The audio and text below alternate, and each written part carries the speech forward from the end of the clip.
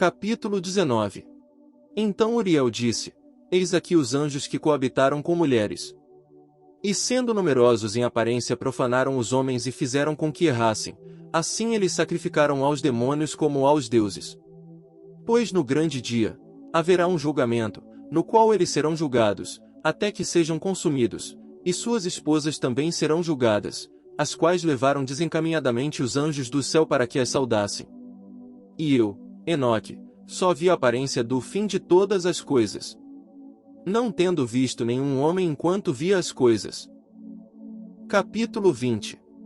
Os 7 anjos vigilantes. Estes são os nomes dos anjos sentinelas. Uriel, um dos santos anjos, o qual preside sobre o clamor e o terror. Rafael, um dos santos anjos, o qual preside sobre os espíritos dos homens. Raguel, um dos santos anjos, o qual inflige punição ao mundo e às luminárias. Miguel, um dos santos anjos, o qual, presidindo sobre a virtude humana, comanda as ações. Suriel, um dos santos anjos, o qual preside sobre os espíritos dos filhos dos homens que transgridem. Gabriel, um dos santos anjos, o qual preside sobre o paraíso, sobre os serafins, e sobre os querubins. Remiel, um dos santos anjos, foi por Deus incumbido de presidir aos ressuscitados. Capítulo 21. Segunda viagem de Enoque. Enoque passa através da terra e do Hades. Então foi levado para um lugar no qual nada estava completo. Lá eu vi algo de espantoso, não se via nem um céu exaltado, nem de uma terra estabelecida, mas um lugar desolado e horrível. Lá também vi 7 estrelas do céu amarradas juntas, semelhantes a grandes montanhas, e semelhante ao fogo fervente. Eu exclamei: por que espécie de crime elas foram amarradas, e por que foram removidas de seu lugar? Então Uriel, um dos santos anjos que estava comigo, e o qual conduzia-me, respondeu: Enoque, por que perguntas? Por que arrasou-as consigo mesmo, e ansiosamente indagas? Estas são aquelas estrelas que transgrediram o mandamento do Altíssimo Deus, e estão aqui amarradas, até que o número infinito dos dias dos seus crimes esteja completo. Dali eu passei depois para um outro lugar terrível, onde eu vi a operação de um grande fogo flamejante e resplandecente, no meio do qual havia uma divisão. Colunas de fogo lutando juntas para o fim do abismo, e profunda era sua descida. Mas sua medida e magnitude eu não fui capaz de descobrir, nem pude perceber sua origem. Então exclamei: quão terrível é este lugar, e quão difícil explorá-lo!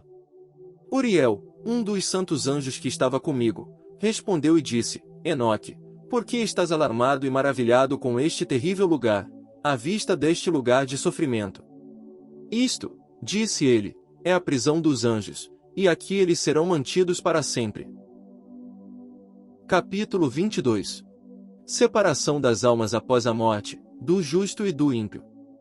Dali eu me dirigi para outro lugar, onde vi a oeste uma grande e elevada montanha, uma forte rocha, e 4 cavernas deleitosas. Internamente elas eram profundas, amplas, e muito polidas, lisas, 3 delas eram escuras e uma clara, tendo no centro dela uma fonte de água. Então eu disse: como são lisas essas cavernas! Como são profundas e escuras!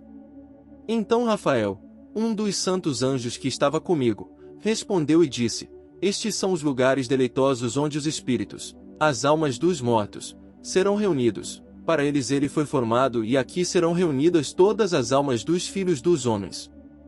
Estes lugares, nos quais habitam, eles ocuparão até o dia do julgamento, e até seu período escolhido.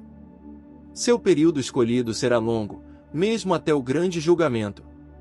E vi os espíritos dos filhos dos homens que estão mortos, e suas vozes rompem o céu, enquanto eles são acusados. Então inquiri de Rafael, o anjo que estava comigo, e disse: que espírito é aquele, a voz do qual alcança o céu, e acusa? Ele respondeu, dizendo: este é o espírito de Abel, o qual foi morto por Caim seu irmão, o qual acusará aquele irmão, até que sua semente seja destruída da face da terra. Até que sua semente desapareça da semente da raça humana. Naquele tempo, portanto, eu inquiri a respeito dele, e a respeito do julgamento geral, dizendo: por que um está separado do outro? Ele respondeu: 3 separações foram feitas entre os espíritos dos mortos, e assim os espíritos dos justos foram separados. Especialmente, uma separação foi reservada para os espíritos dos justos, onde jorra uma fonte de águas límpidas, onde há luz acima dela. E da mesma maneira os pecadores são separados quando morrem, e são sepultados na terra, julgamento não os surpreenderá em seu tempo de vida. Aqui suas almas estão separadas. Além disso, abundante é seu sofrimento até o tempo do grande julgamento, o castigo, e o tormento daqueles que eternamente abominaram a justiça, cujas almas são munidas e amarradas lá para sempre. E assim tem sido desde o princípio do mundo.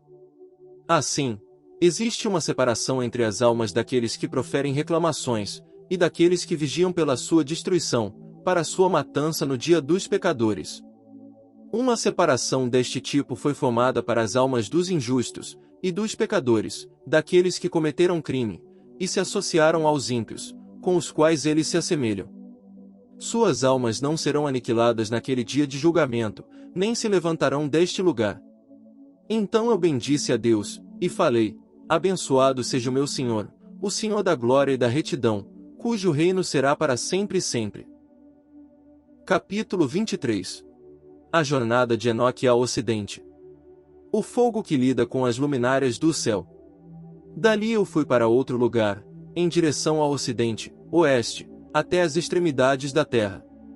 Onde vi um fogo resplandecente correndo ao longo sem cessar, com um curso não intermitente, nem de dia nem de noite, mas sempre o mesmo, continuadamente. Eu indaguei dizendo: o que é isto que nunca cessa? Então Raguel, um dos santos anjos que estava comigo, respondeu e disse: este fogo flamejante que tu vês correndo em direção ao oeste é aquele de todas as luminárias do céu. Capítulo 24. As 7 esplêndidas montanhas e as árvores perfumadas. Eu fui dali para outro lugar, e vi uma montanha de fogo que resplandece tanto de dia quanto de noite. Fui em direção a ela e percebi 7 esplêndidas montanhas, as quais eram diferentes umas das outras. Suas pedras eram brilhantes e belas, todas eram brilhantes e esplêndidas à vista, e formosa era a sua superfície. 3 montanhas estavam em direção ao leste, consolidadas e fortalecidas por estarem colocadas uma sobre a outra. 3 estavam em direção ao sul, consolidadas de maneira similar. 3 eram igualmente vales profundos, os quais não se acercavam uma da outra. A 7ª montanha estava no meio delas. Em comprimento elas todas se assemelhavam ao assento de um trono, e árvores perfumadas rodeavam-nas. Entre estas, havia uma árvore de um perfume incessante, nem daquelas que estavam no Éden havia lá alguma, de todas as árvores de fragrância, que cheirava como esta. Suas folhas, suas flores, nunca ficam murchas, e seu fruto era belo. Seu fruto assemelhava-se ao cacho da palmeira. Eu exclamei: vê! Esta árvore é vistosa de aspecto, agradável em suas folhas, e o aspecto de seus frutos é delicioso à vista. Então Miguel, um dos santos anjos que estava comigo, e um dos que presidem sobre elas, respondeu. Capítulo 25. A árvore da vida. E disse: Enoque, por que inquires a respeito do perfume desta árvore? Por que estás inquisitivo para sabê-lo? Então eu, Enoque, respondi-lhe, e disse: concernente a tudo eu estou desejoso de saber, mas particularmente com respeito a esta árvore. Ele respondeu-me dizendo: a montanha que tu vês, o prolongamento da qual assemelha-se ao assento do Senhor, será o assento no qual se assentará o santo e grande Senhor da glória, o eterno Rei, quando ele virá e descerá para visitar a terra com bondade. E aquela árvore de agradável aroma, não de um perfume carnal, lá ninguém terá poder para tocá-la até o tempo do grande julgamento. Quando todos serão punidos e consumidos para sempre, isto será conferido sobre os justos e humildes. O fruto da árvore será dado aos eleitos. Pois em direção ao norte, vida será plantada no santo lugar, em direção à habitação do eterno Rei. Então eles se regozijarão grandemente e exultarão no santo. O doce perfume entrará em seus ossos, e eles viverão uma longa vida na terra como seus antepassados. Em seus dias não haverá tristeza, angústia, aborrecimento e nem punição os afligirá. E eu abençoei o Senhor da glória, o eterno Rei, Porque ele preparou esta árvore para os santos, formou-a, e declarou que ele a daria para eles. Capítulo 26. Jerusalém e as montanhas, desfiladeiros e córregos. Dali eu parti para o meio da terra e contemplei um lugar abençoado e frutífero, onde havia árvores com galhos que brotavam e floriam dos ramos podados. Ali eu vi uma santa montanha, e debaixo dela, a água do lado de trás fluía em direção ao sul. Lá, igualmente, eu vi uma montanha santa, e ao sopé da mesma, do lado leste, um rio que corria na direção do sul.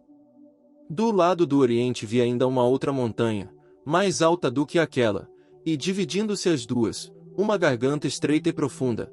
Ela era o leito do rio que nascia ao pé da montanha. Do lado ocidental havia outra montanha, mais baixa do que a anterior e de porte menor. Entre estas e as anteriores havia um vale profundo, outro vale, também profundo, e seco, abria-se no extremo da montanha. Esses profundos vales eram estreitos, de rocha dura, nenhuma árvore crescia ali. Admirei-me com as rochas, espantei-me com os vales, e tudo aquilo maravilhou-me sobremaneira. Capítulo 27. A finalidade do Vale do Maldito. Então eu disse: o que significa esta terra abençoada, e todas estas altas árvores, e o vale amaldiçoado entre elas? Respondeu-me então Uriel, um dos santos anjos que estavam comigo, e disse: aquela garganta maldita que viste foi destinada aos eternamente malditos. Ali serão agrupados todos aqueles que com a sua boca proferem coisas desrespeitosas contra Deus e falam com insolência da sua glória. Ali eles serão reunidos, será o lugar do seu julgamento. Nos últimos dias, realizar-se-á um exemplo de um julgamento definitivo sobre eles, na presença dos justos. Ali os piedosos louvarão ao Rei da Glória, ao Senhor da Eternidade. No dia do julgamento dos pecadores os justos o louvarão por causa da sua misericórdia, por ele manifestada para com eles. Então eu dei graças ao Rei da Glória, proclamei a sua honra e entoei um canto de louvor a ele. Capítulo 28. A jornada de Enoque para o Oriente. Dali eu fui a direção ao Oriente, leste, para o meio da montanha no deserto, do qual somente o nível da superfície eu percebi. Era um lugar solitário, mas palmo a palmo de árvores e vegetação, e dos pontos altos jorrava água. Ali apareceu uma catarata composta de muitas cachoeiras voltadas tanto para o oriente quanto para o ocidente. Sobre um lado havia árvores, sobre o outro água e orvalho. Capítulo 29. Então eu fui para outro lugar do deserto, em direção ao leste daquela montanha da qual eu havia me aproximado. Ali eu vi árvores escolhidas, particularmente aquelas que produzem um cheiro doce opiato, incenso e mirra, e árvores diferentes umas das outras. E sobre elas, havia a elevação da montanha ocidental, a não grande distância. Capítulo 30. Igualmente vi outro lugar com vales de água que nunca param, onde percebi uma agradável árvore, a qual em perfume assemelhasse a pistácia lentiscus. Em direção ao vale eu percebi o cinamomo de doce perfume. Sobre eles avancei em direção ao leste. Capítulo 31. Eu vi outras montanhas, sobre elas havia bosques de onde fluía o néctar, o chamado bálsamo ou unguento. Atrás daquelas montanhas eu vi outra, ao leste da região, sobre ela havia plantas de aloés, e todas as demais árvores gotejavam resina, semelhantemente às amendoeiras. Ao triturar-se a sua fruta, ela exalava toda a sorte de perfumes. Capítulo 32. Depois destas coisas, inspecionando as entradas do norte acima das montanhas, vi montanhas e percebi 7 montanhas repletas de puro nardo, árvores perfumadas e papiro. Dali eu passei acima dos picos daquelas montanhas alguma distância para o leste, e fui sobre o mar da Eritreia. E quando eu havia avançado para longe, além dele, passei ao longo, acima do Anjo Zotiel, e cheguei ao Jardim da Justiça. Neste jardim eu vi outras árvores, as quais eram numerosas e grandes, e floresciam ali. Sua fragrância era agradável e poderosa e sua aparência era tanto agradável quanto elegante. A árvore do conhecimento também estava ali, do qual se alguém comesse, tornava-se dotado de grande sabedoria. Essa árvore, pelos seus ramos, assemelhasse ao pinheiro, sua folhagem é parecida com a da alfarrobeira, O seu fruto é como os cachos da videira, e o seu perfume é percebido a grande distância. Então eu exclamei: como é bela esta árvore e como é agradável o seu aspecto! Então o santo Rafael, um anjo que estava comigo, respondeu e disse: esta é a árvore do conhecimento, da qual vosso antigo pai e vossa mãe comeram, os quais foram antes de ti, que obtendo conhecimento, seus olhos sendo abertos, e descobrindo que estavam nus, foram expulsos do jardim.